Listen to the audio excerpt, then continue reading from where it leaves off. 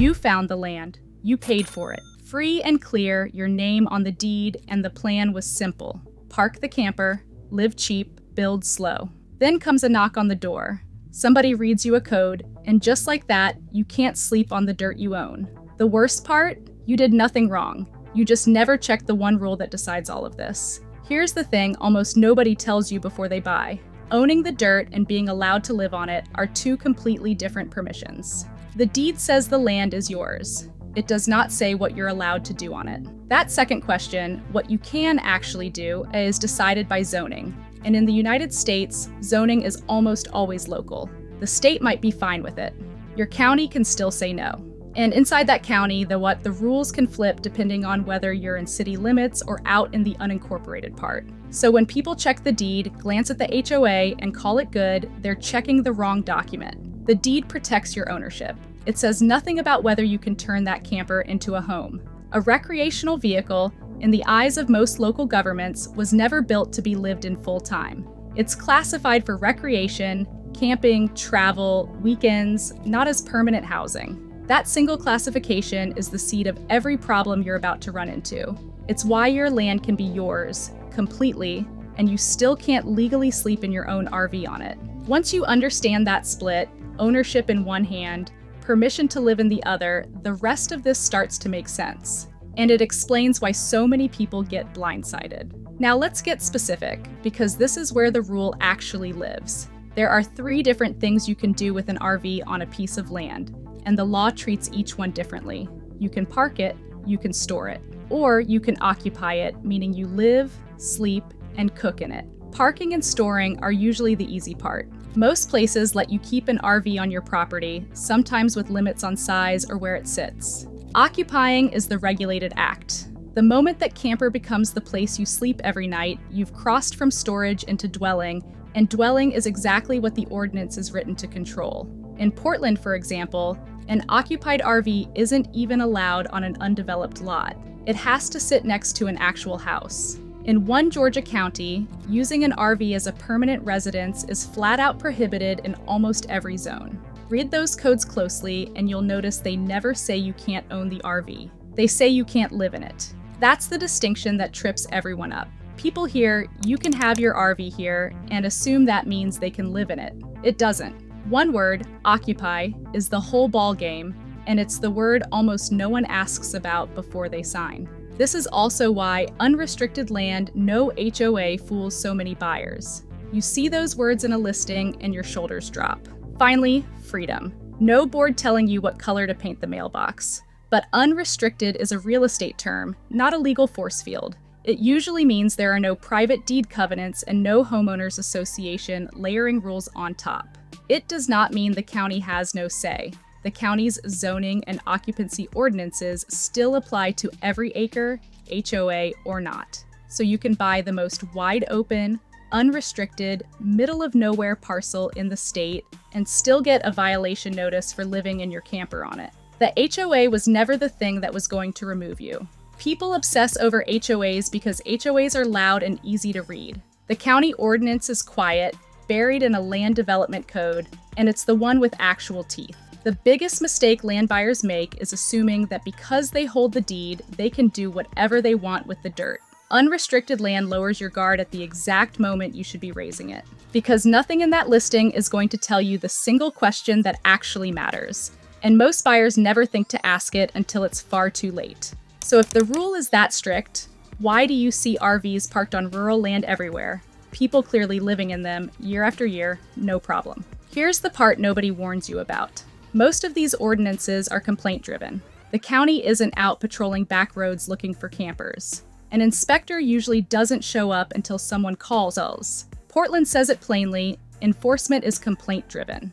Other counties admit they don't cite anyone unless a complaint comes in. Some towns run a literal hotline for neighbors to report you.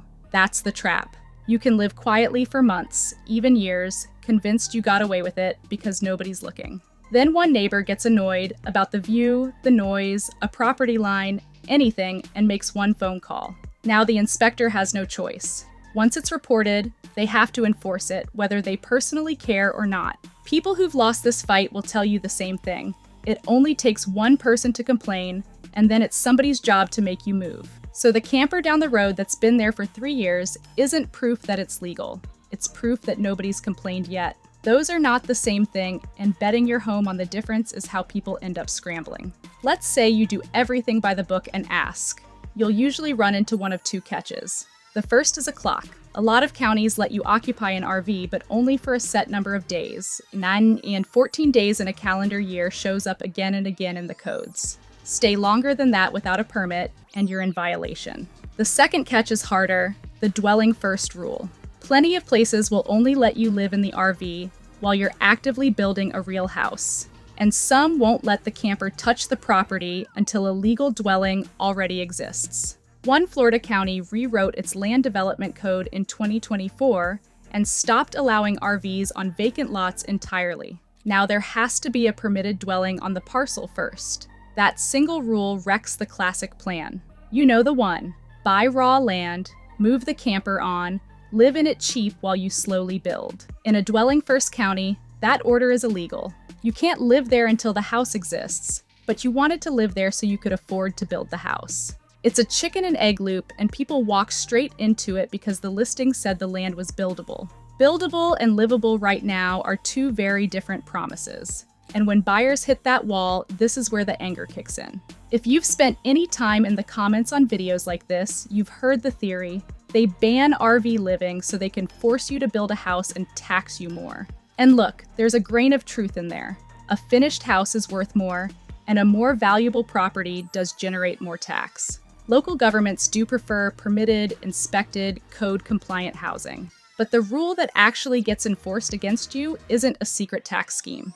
It's the occupancy and health code, the same reason they care about septic and safe wiring. Treating it as pure greed feels good, but it won't help you when the notice arrives, because you can't argue your way out of an ordinance with a conspiracy. The other thing you'll hear is the workaround. I'm not living here, officer. I'm just camping. People try it constantly. It has a ceiling. Camping is exactly what those day limits are written to cap: 14 days, 30 days, whatever your county allows. Cross the line and camping becomes dwelling no matter what you call it. One landowner did everything right, even prepped a gravel pad, and still got told he couldn't live in his RV, then got a second letter saying he couldn't even store it because it was too long. Calling it camping didn't save him. The label isn't the law. So what actually works? The answer is almost the opposite of what people try.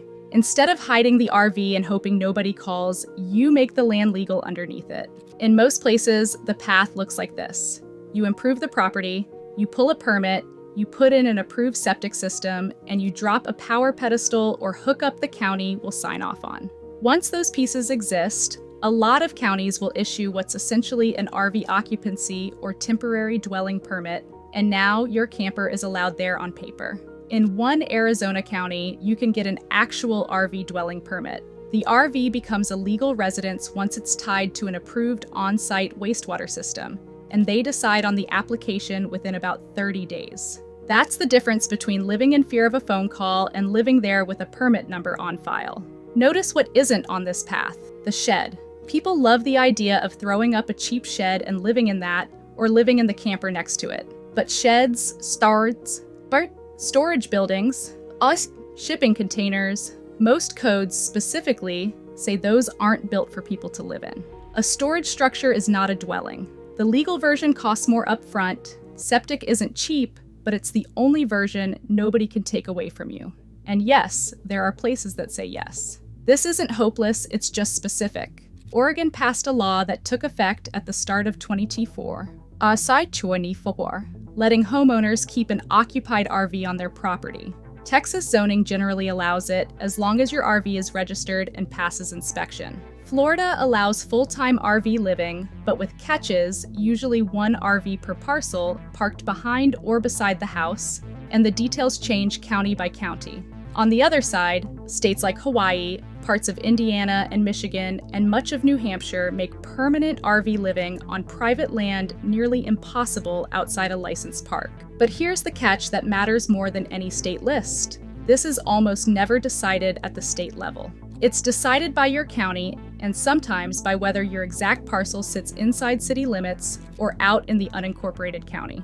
Two pieces of land an hour apart, same state, can have completely opposite answers, which is why every state-by-state list you find online, including the nice clean one you were hoping would settle this, can only ever be a starting point. It tells you the weather.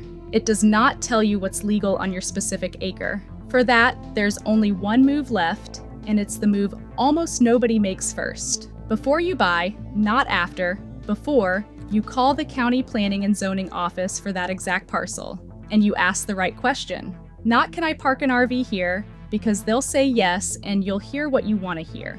You ask, can I legally live in an RV on this property, for how long, and what has to be in place first? Then you ask the follow-ups that catch people. Do I need a permit, and does it renew every year? Is there a dwelling first rule? How many RVs am I allowed per parcel? Are there easements that would stop me from building or putting in septic?